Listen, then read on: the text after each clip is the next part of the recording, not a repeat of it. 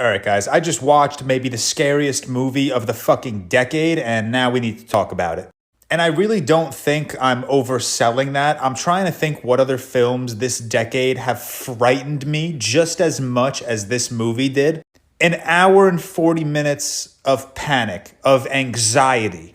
This movie made me feel uncomfortable in my own house. I didn't even want to go upstairs and open some doors.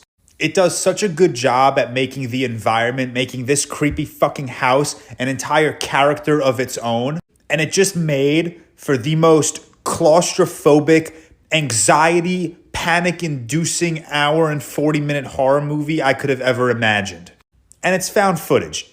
You guys know how much I love found footage. They're fucking scary.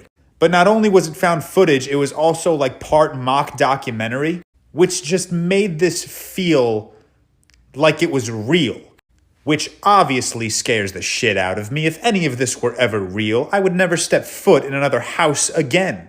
And it was another horror movie that didn't necessarily rely on the jump scares. There were jump scares here and there. Some of them were very effective. But this movie relies on lore to progress its narrative. And like I said, it's part mock documentary. So the lore feels real and what you're watching unfold genuinely feels like it happened.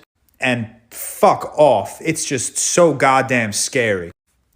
Watch this movie. Like I said, this could be quite possibly the scariest movie of the decade. I'm genuinely trying to think of another movie this decade that frightened me just as much as this one did. So if you like horror and if you like found footage, give this one a go.